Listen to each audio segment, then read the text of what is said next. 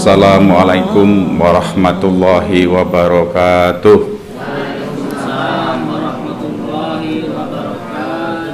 Alhamdulillahirabbil alamin. Assalatu wassalamu ala asrafil anbiya'i wal mursalin Sayyidina wa maulana wa habibina wa syafi'ina Muhammadin wa ala alihi wa sahbihi ajmain. Asyhadu an la ilaha illallah wa asyhadu anna Muhammadan abduhu wa rasuluh la nabiyya ba'da. Allahumma salli wa sallim wa barik ala sayyidina Muhammad wa ala alihi wa sahbihi wa barik wa sallim ajmain. Allahumma anta rabbi la ilaha illa anta khalaqtani wa ana abduka wa ana ala ahdika wa wa'dika mastata'tu a'udzubika min syarri ma sana'tu abu'u laka bi ni'matika alayya wa abu'u bi dzambi faghfirli fa innahu la yaghfirudz dzunuba illa anta. Allahumma shalli wa sallim wa barik ala sayyidina Muhammad salatan tuwasi'u biha alainal arzaq wa tuhassinu biha lanal akhlaq wa ala alihi wa sahbihi ajmain. Qala Allah ta'ala fil Qur'anil Karim, a'udzu billahi minasyaitonir rajim. Ya ayyuhalladzina amanu ittaqullaha haqqa tuqatih wa la tamutunna illa wa antum muslimun. Wa qala an-nabiyyu sallallahu alaihi wasallam an Abi Hamzah Anas ibnu Malik radhiyallahu anhu qala Rasulullah sallallahu alaihi wasallam la yu'minu ahadukum hatta yuhibbu li akhihi ma yuhibbu li nafsihi. Rawahul Bukhari wa Muslim. Amma ba'du, hadratul muktaramin, para alim, ulama, para sepuh bini sepuh, bapak-bapak, ibu-ibu, ustadz, ustadzah, saudara-saudara sekalian, adik-adik, anak-anak yang berbahagia.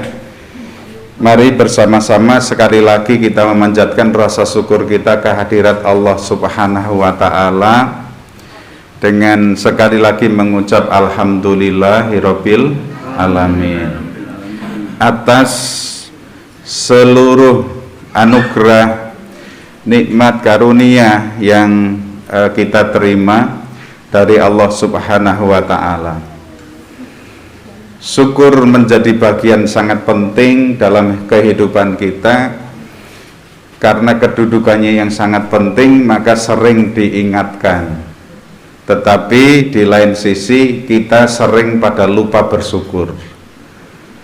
Manusia umumnya tidak pandai bersyukur, hanya sedikit yang pandai bersyukur. Nah, mudah-mudahan kita kelompok yang sedikit yang selalu bisa mensyukuri seluruh nikmat Allah Subhanahu wa ta'ala. Amin ya rabbal alamin. Salawat juga salam mudah-mudahan senantiasa terlimpahkan kepada Nabiullah Muhammad sallallahu alaihi wasallam. Ya, kita sudah berkali-kali bersolawat, jangan bosan-bosan, apalagi ini hari Jumat. Salah satu kegiatan yang utama selain membaca Al-Quran adalah bersolawat untuk Nabi kita Muhammad sallallahu alaihi wasallam. Dengan solawat yang sungguh-sungguh, mudah-mudahan akan menjadi penyebab Allah ridho kepada kita dan Allah mengelompokkan kita kepada kelompok orang-orang yang akan menerima syafaat Rasulullah sallallahu alaihi wasallam. Amin ya rabbal alamin. Yang aminnya keras biasanya segera mendapatkan syafaat. Berarti agak cepat menuju surga. Berarti cepat meninggal.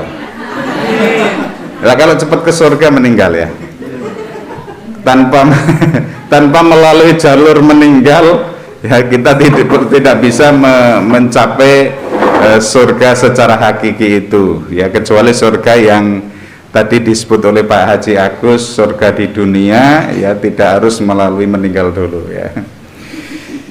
Oke,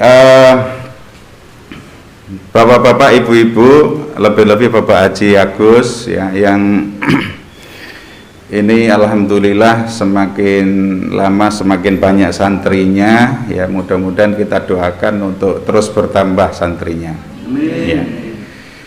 Kalau pesantren begini berdoa agar santrinya banyak itu nggak apa-apa ya. Tapi bayangkan kalau yang berdoa tukang sangkal putung itu, tahu ya sangkal putung anak-anak? Tahu ya, tukang pijet yang orang-orang pada itu tulangnya patah, itu namanya sangkal putung. Ya, jadi suatu hari tukang sangkal putung itu datang ke Pak Yai, mohon didoakan saya membuka usaha sangkal putung agar sangkal putung saya ramai. Nah, niku. Agar sangkal putung saya ramai. Bahaya mboten niku? Bahaya. Karena nanti kalau mau ramai berarti Gusti Allah harus mencelakai banyak orang gitu ya, sampai tulangnya pada patah gitu. Ya, ada lagi tambal ban, tukang tambal ban. Ya Allah, ramaikan tambal ban saya. Artinya banyak yang kempes, banyak yang gembos bannya gitu ya. Apalagi kalau yang berdoa itu pengelola panti asuhan. Yai, doakan agar panti asuhan yatim piatu saya rame, lebih dari 2000 anak yatim piatu saya kelola. Napa artinya? Gusti Allah harus mateni berapa itu? Kalau 2000 berarti berapa? 4000 orang kalau anak yatim piatu kan. Waduh, menderita ya. Sebenarnya kan untuk kebaikan ya. Itu yang dimaksud dengan bahwa manusia itu bener wae salah, benernya saja salah. Jadi ketika kita berdoa agar usaha kita maju, bener boten? Bener. Tapi kalau usaha kita panti asuhan kemudian kita berdoa agar ramai panti asuhannya, penghuninya banyak, berarti Gusti Allah harus mematikan banyak orang itu. Nah, itu artinya bener iki salah gitu. Ya. Jadi kalau Pak Haji Agus setiap hari ngaji terus ya, sampai lupa keluarga, ngaji tok. Sampai lupa keluarga. Artinya nafkah ekonomi juga akhirnya kan terganggu ngaji tok gitu. Kecuali ya Pak Haji ya, perusahaan-perusahaan yang sudah jalan itu ya. Nah, itu benar apa salah? Salah. Ya benar ngajinya ya, ngajinya benar. Tapi ya bener ini salah. Jadi manusia itu benernya saja salah, apalagi salahnya mesti salah gitu ya. Nah gitu. Ini hakikat manusia hidup di dunia. Nah, Bapak, Ibu dan teman-teman semuanya, ini saya masih pakai begini, saya beritakan bahwa saya sudah divaksin. Saya sudah 2 kali ya vaksinnya. Jadi ini sebagai bentuk ikhtiar. Jadi yang melindungi kita bukan maskernya, yang melindungi kita Allah Subhanahu wa taala. Nggih, jadi ojo terus aduh aku nganggo masker mesti terlindungi gitu, jangan ya. Jadi yang melindungi kita itu Allah Subhanahu wa taala. Memakai masker atau yang lain itu hanya sebagai bentuk ikhtiar kita ya, agar Allah kemudian memberikan perlindungan kepada kita. Sebenarnya sudah berlangsung berapa lama ya yang corona ini ya? 1 tahun. Oh, makanya saya 1 tahun lebih nggak ke sini ya Pak Haji. Nggih. Saya 1 tahun. Ini lebih nyaman saya buka apa tetap gini?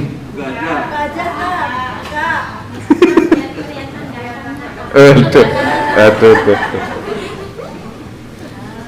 Alhamdulillah. Pangas pun iki sing biasa. Jadi Allah itu sering berfirman, ya, yang firmannya itu tidak hanya di Al-Quran yang teman-teman pelajari, ya, tidak hanya di Al-Quran, ya. Jadi firman Allah itu ada firman-firman yang di dalam Al-Quran yang sedang dihafalkan teman-teman, yang selalu kita baca, selalu kita kaji, kita gali. Tetapi firman Allah itu juga ada firman-firman yang kita sebut sebagai firman atau ayat-ayat kauniyah, ayat-ayat kejadian nyata. Nah, Corona yang sudah berlangsung setahun lebih, hampir 2 tahun ya, setahun lebih ya, karena mulai awal, kalau di negara kita kan mulai Maret ya, berarti setahun ya, setahun. Ini sesungguhnya Allah sedang juga berfirman, Allah sedang menunjukkan kepada kita jati diri Allah gitu. Maka sebagai umat Islam, ya, kita harus memahaminya secara Islam juga, ya, secara Islam. Kita punya pedoman di dalam Al-Quran kita, ya, khususnya a'udzubillahi minasyaitonirrajim, innama amruhu idza arada syai'an ayaqula lahu kun fayakun. Jadi ketika Allah mau berkehendak, itu tidak ada yang sulit bagi Allah. Allah tinggal hanya mengatakan kun, begitu saja maka akan terjadi. Bayangkan yang namanya virus corona itu, virus itu nggak bisa dilihat, tidak kasat mata. Tetapi sekarang orang seluruh dunia, kehidupan manusia hampir seluruh dunia semua terpengaruh. Nah, ini harusnya kita pahami sebagai, oh, Allah sedang menunjukkan jati diri beliau, ya, bahwa nggak ada yang sulit bagi beliau gitu, ya.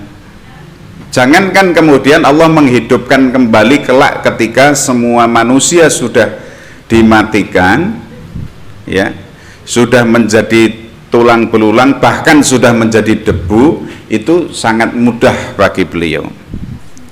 Jangankan yang semula ada bangkainya dan sebagainya, ya. Sedangkan Nabi Isa saja tanpa bapak, hanya lewat seorang ibu bisa terwujud.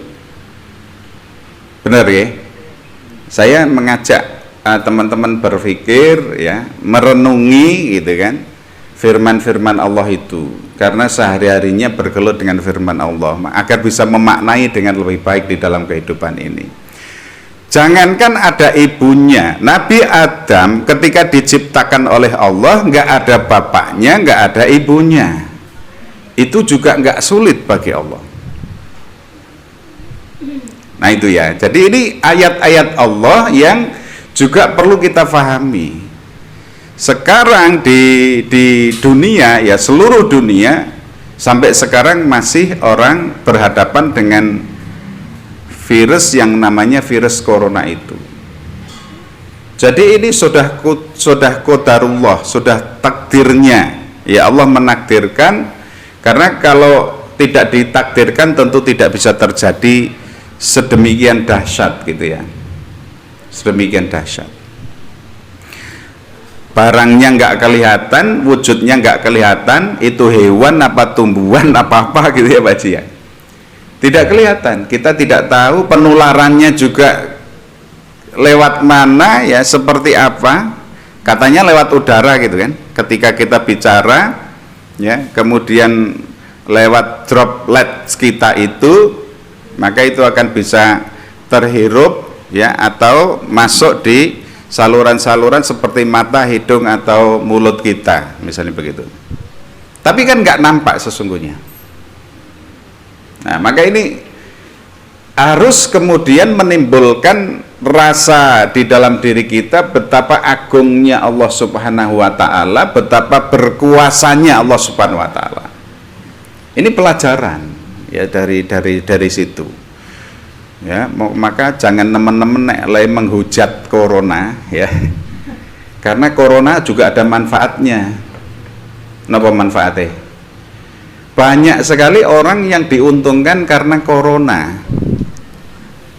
Lah penjual itu masker itu jadi kaya raya mereka karena ada corona.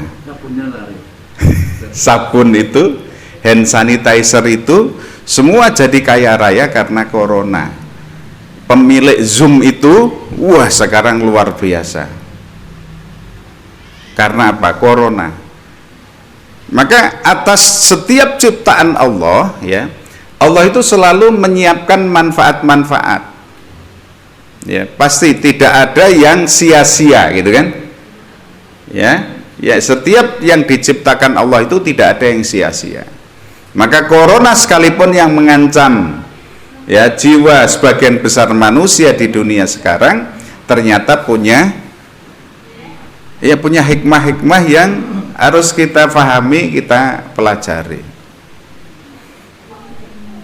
Ini pelajaran pertama ya, renungan pertama. Bapak Ibu hadirin sekalian, tadi di mukadimah ya saya sempat kutipkan sebuah hadis dari yang diriwayatkan oleh Bukhari Muslim ya. Ini riwayatnya berasal dari Abi Hamzah Anas bin Malik radhiyallahu an. Beliau ini salah satu pelayan Rasulullah. Ini juga ayat sebenarnya yang perlu kita pelajari. Artinya begini, ini hadis ya, tapi maksud saya bahwa penyebaran hadis ini juga sebagai sebuah ayat Allah. Bayangkan pelayan Rasulullah yang satu ini, Abi Hamzah Anas bin Malik radhiyallahu an, itu seorang pelayan tapi sempat meriwayatkan hadis. Artinya apa? Betapapun pelayan, beliau ngaji gitu kan. Nah itu loh, ngaji. Beliau mendengarkan ketika Rasulullah menyampaikan sabda-sabda gitu, menyampaikan fatwa-fatwa. Tadi apa sabda Rasulullah? La yu'minu ahadukum hatta yuhibbu li akhihi ma yuhibbu li nafsihi. La yu'minu, tidak beriman ya, tidak beriman ahadukum ya, di antara kalian, hatta sampai yuhibbu li akhihi, mencintai saudaranya, mencintai temannya, ma yuhibbu li nafsi, sebagaimana dia mencintai dirinya sendiri.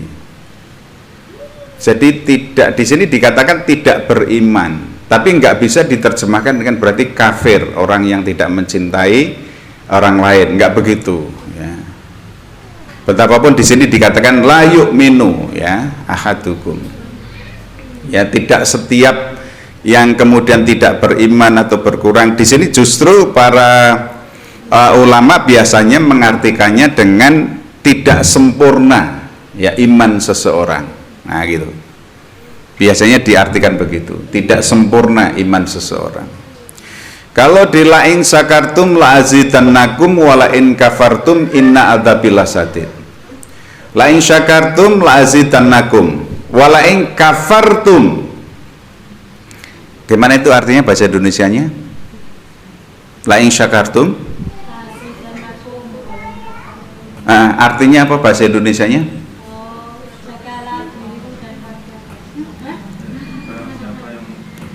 Jagalah. La in syakartum la azidannakum wa la in kafartum inna adzabil lasyadid. Jika kamu bersyukur ya gitu ya, Allah akan menambah nikmat kepadamu. La in kafartum, tetapi jika kamu Kufur di situ maksudnya bukan kafir. Kafir bukan kafir yang non Islam, yang tidak Islam gitu kan. Ya, jika kamu mengingkari nikmat, tidak mengakui nikmat Allah, maka apa? Iya, sesungguhnya azab Allah itu sangat pedih.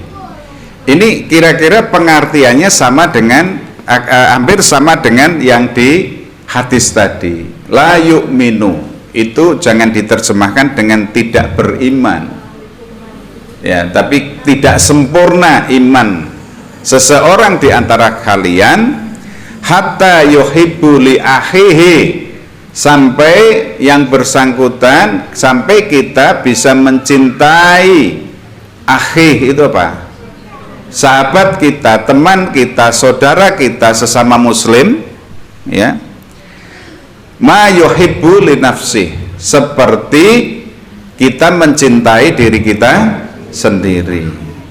Ini gampang enggak kalau diucapkan? Gampang. Diucapkan gampang. Cintai saudaramu seperti mencintai diri sendiri, gampang kan itu ya? Nah, tapi sulit buat dilakukan. Sulit. Bisa apa tidak? Bisa, insya Allah ya, insya Allah bisa. Jadi begitu. Ini sesuatu yang mudah diucapkan, ya, tetapi tidak begitu mudah untuk dilaksanakan. Tapi bisa dengan usaha keras. Sama, ayo kita bersyukur, gampang buat diucapkan. Oh, gampang sekali. Yuk syukur. Syukur kan bukan hanya alhamdulillahirabbil alamin, tapi justru perwujudan dari rasa syukur itu kan yang paling penting kan begitu. Nah, saudara-saudara sekalian, di dalam hadis ini ya, Rasulullah menekankan, tadi pelajaran pertama dari hadis ini saya ingin menekankan bahwa betapa mencari ilmu itu memang harus dilakukan oleh siapa saja gitu ya. Sampai-sampai ini pelayan Rasulullah pun bisa menjadi rawi akhirnya, periwayat hadis gitu. Jadi beliau pernah mendengar Rasulullah ngendika demikian. Rasulullah bersabda seperti itu, la yu'minu ahadukum hatta yuhibbu li akhihi ma yuhibbu li nafsihi. Dan itu dicatat kemudian disampaikan ya. Ini tercantum di salah satunya tercantum di Arba'in Nawawi, di hadis yang ke-13. Nanti kalau mau dicek hadis yang ke-13. Nah, secara singkat pagi ini insya Allah salah satunya kita akan mempelajari hal ini ya, bagaimana kita mencintai orang lain, mencintai saudara kita sesama muslim itu seperti mencintai diri sendiri. Apa penting? Penting karena kalau tidak, berarti kalau kita tidak bisa mencintai saudara kita sama dengan ketika kita mencintai diri sendiri, berarti iman kita tidak sempurna gitu loh. Ini kan menjadi sangat penting gitu. Iman kita nggak sempurna. Ya, di situ diartikan la yu'minu ya. Ora sempurna ya. La yu'minu ora sempurna imane ahadukum ya. Sapa-sapa wong sijine ya, saka wong akeh hatta sehingga sampai ya, yuhibbu mencintai li akhihi saudaranya ma yuhibbu li nafsihi, seperti dia mencintai dirinya sendiri. Sekarang untuk bisa memahami ini, mari bersama-sama kita berangkat memahami bagaimana kita mencintai diri kita. Yuk, silakan direnungkan sebentar. Bagaimana kita mencintai diri kita sendiri? Itu lebih dulu. Sudah tahu rasanya ya, mencintai diri sendiri. Kita mencintai diri kita sendiri. Ya. ketika kita mendapatkan minum, ada iki kebetulan we contohnya orang gasai kebetulan aja. Ketika kita mendapatkan minum, ya, wonge 5 minumane mung 4, ya, orangnya 5, ya, tapi minumannya hanya ada 4 gelas gitu. Minuman sponsor. Oh, alhamdulillah, kangen water. Jadi ada kangen water yang free. Barakallah ya, mudah-mudahan berkah. Ya. Nah, di situ misalnya ada 5 orang, ada 4 gelas air. Terus piye? Sopo sing arep digawe iki awake dhewe mikir awake dhewe ora? Mesti mikir, apalagi suasananya sedang sangat haus, ngaji suwe panjang, zikir munajat panjang, umpamane ya, bukan kejadian pagi ini. Matur nuwun Pak Haji. Matur. Dan orang gasai ya. Dan orang gasai.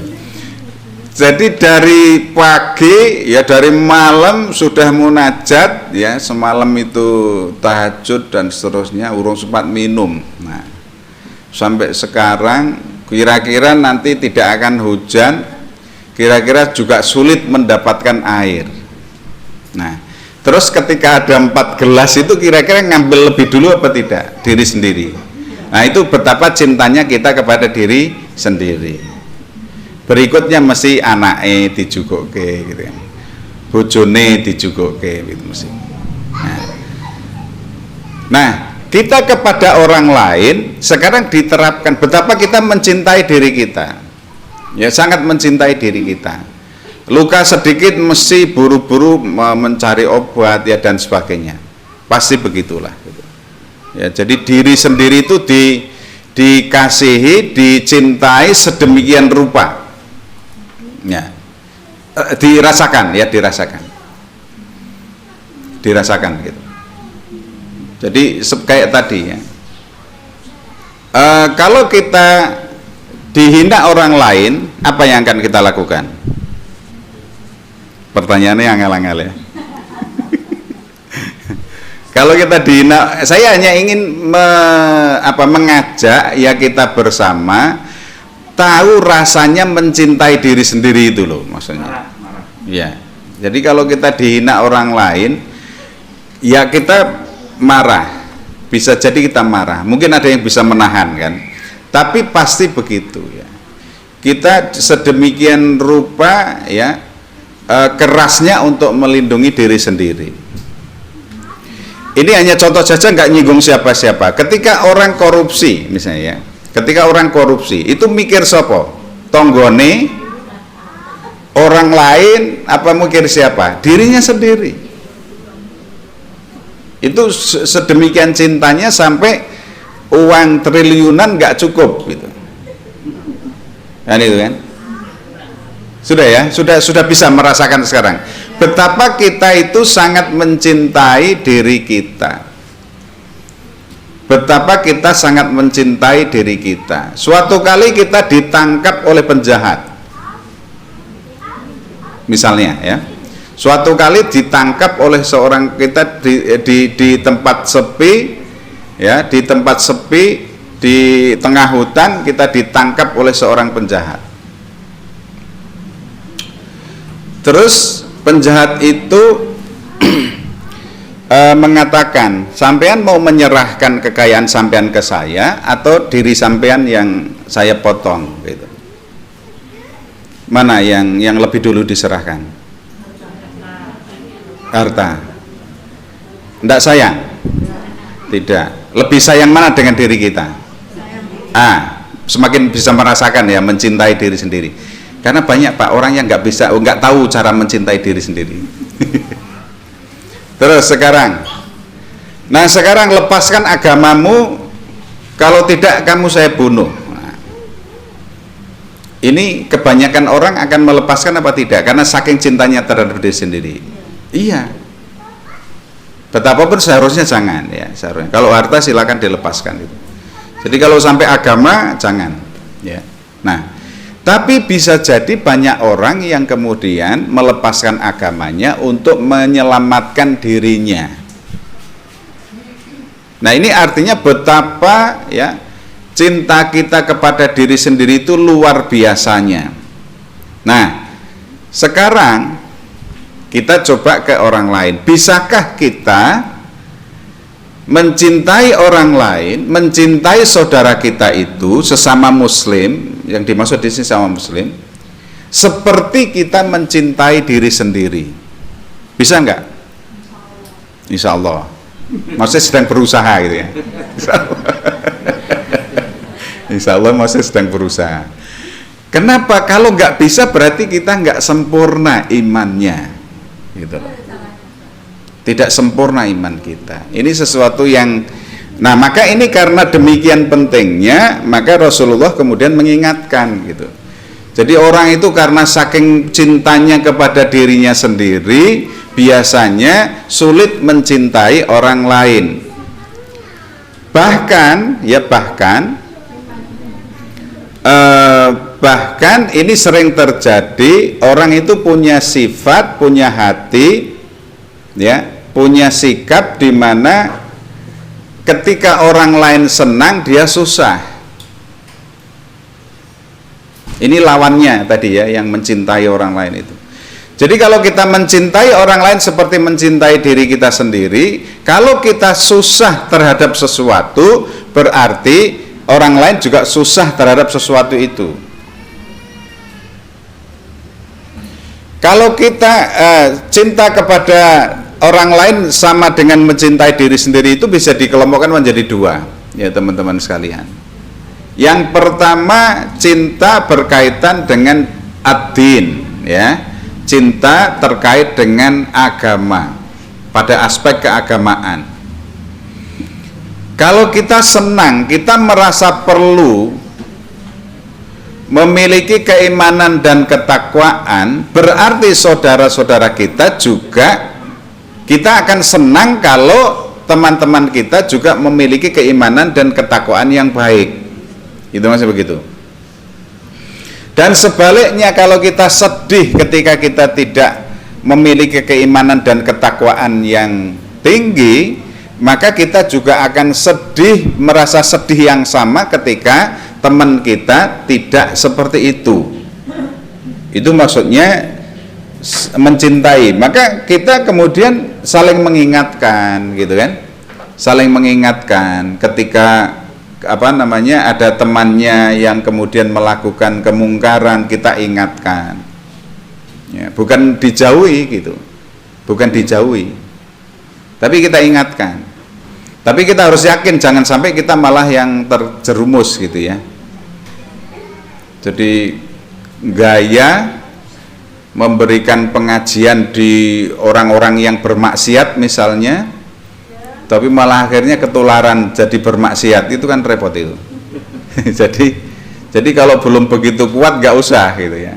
Jadi tidak usah menuju ke tempat-tempat maksiat itu gitu. Kecuali kalau sudah sangat kuat ya, mapan ya keimanan dirinya, nggak akan tergoda, ya maka silakan ya, menceramai orang-orang yang bermaksiat itu misalnya, ya itu baik ya. Tetapi ketika diri belum begitu kuat, sebaiknya tidak usah ya, serahkan kepada orang lain yang. Nah, yang kedua itu tadi yang dalam sisi keagamaan, yang kedua secara keduniawian ya, mencintai orang lain sama seperti mencintai diri sendiri dalam aspek keduniawian. Artinya kalau kita tidak senang kekurangan ekonomi, berarti tetangga kita juga tidak merasa senang ketika kekurangan secara ekonomi gitu. Ketika tetangga kita beli mobil baru, Pajero terbaru 2021 misalnya, itu senang, tetangga kita kan pasti senang sekali membeli mobil begitu. Nah, kita juga harus merasa senang. Nah, kan itu mencintai orang lain dalam keduniawian seperti itu. Meskipun itu nggak wajib yang seperti itu ya. Tapi jangan sebaliknya, ketika tetangga senang justru kita sedih. Ketika tetangga sedih justru kita senang. Ini yang berlawanan dari itu tadi, hadis itu. Ya. Nah, kalau yang terjadi seperti itu namanya apa? Imannya jelas tidak sempurna. Namanya apa kalau yang itu tadi? Ketika orang lain senang, saya sedih. Ketika orang lain sedih, malah saya tepuk tangan. Iri. Ya, iri, dengki. Ya, dalam bahasa agamanya hasad atau hasud. Ya. Jadi hasad itu kalau beberapa ulama mengartikan, ini yang harus kita hindari. Jadi yang harus kita tanamkan dalam diri kita adalah bagaimana kita bisa mencintai orang lain seperti kita mencintai diri sendiri, dan kita harus menghindarkan diri dari sikap sifat hasad atau hasud. Hasad itu tadi ya salah satunya, ketika orang lain senang kita susah, ketika orang lain susah kita malah tepuk tangan gitu, oh syukurin lu ya gitu. Itu hasad namanya. Bahkan dalam tataran yang lebih parah ya, itu nikmat-nikmat yang ada pada orang lain itu berharap berpindah kepada dirinya. Berpindah kepada dirinya. Itu hasad.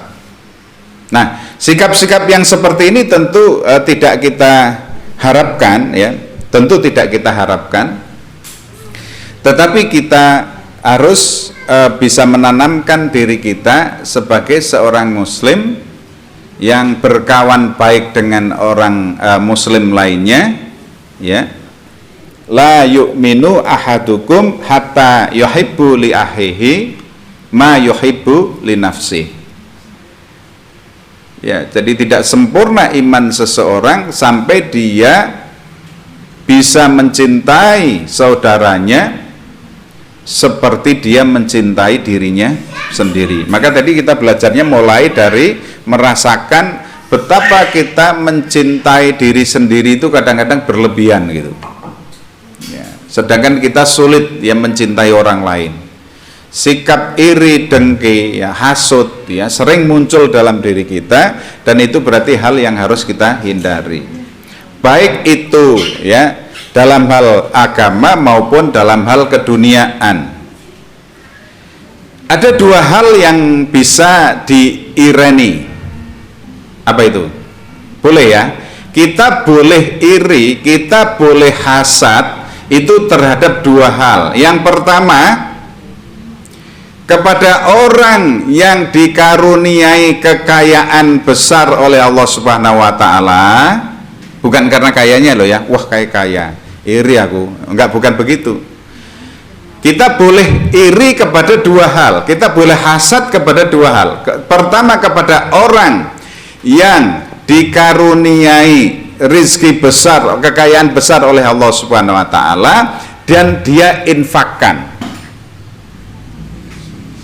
Itu kalau mau iri silakan. Ya Allah, kayakan saya untuk saya infakkan seperti tetangga saya itu boleh. Enggak dosa itu. Boleh yang seperti itu. Yang kedua yang boleh, iri yang boleh, yang kedua adalah kepada seseorang yang dikaruniai ilmu ya, dan dia mengamalkan serta menularkannya kepada orang lain. Kepada orang kita boleh iri ya, kepada misalnya, waduh teman saya sudah hafal Al-Quran ya, juz 30 juz juz 30, hafal Al-Quran 30 juz, iri saya ya, dalam setahun ini saya harus juga bisa menyelesaikan khatam hafal 30 juz. Nah, itu iri begitu boleh ya, iri begitu boleh.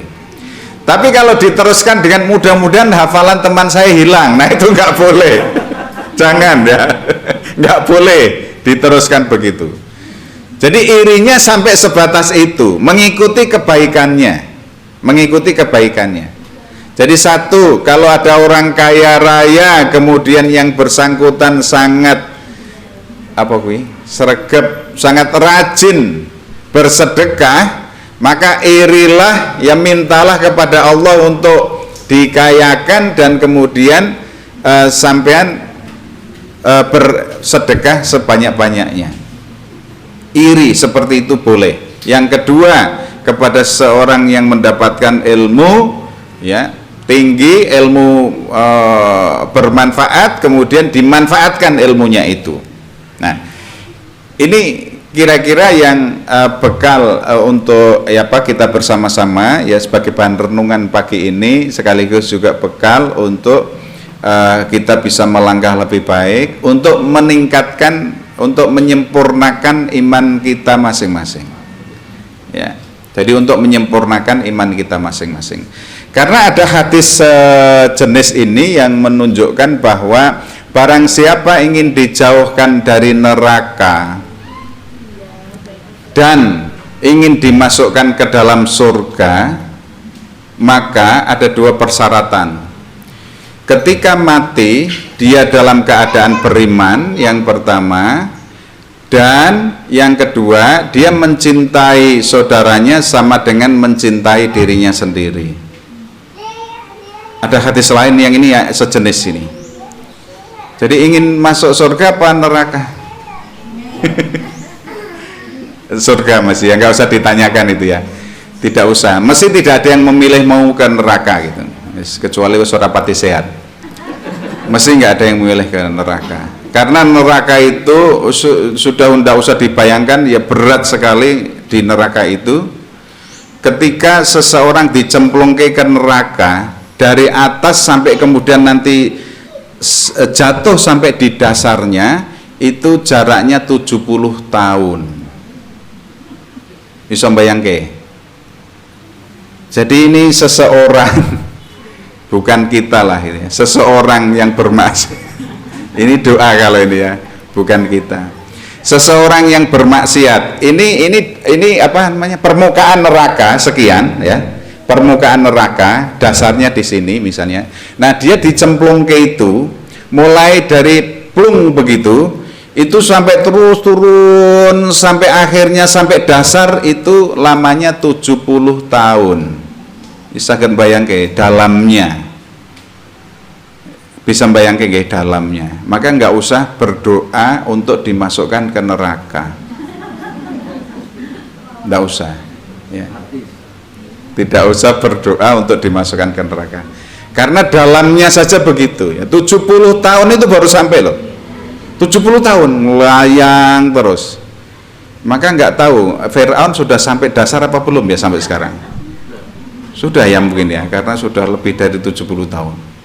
Itu melayang terus itu ke bawah gitu. Bukan karena lambatnya, bukan, tapi karena betapa dalamnya neraka itu. Nah, maka sudah nggak usah membayangkan neraka.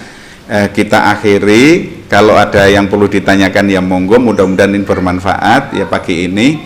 Lain waktu mudah-mudahan kita berjumpa kembali, tidak terganggu oleh apapun termasuk corona. Wallahul muwaffiq ila aqwamit thoriq. Wassalamualaikum warahmatullahi wabarakatuh.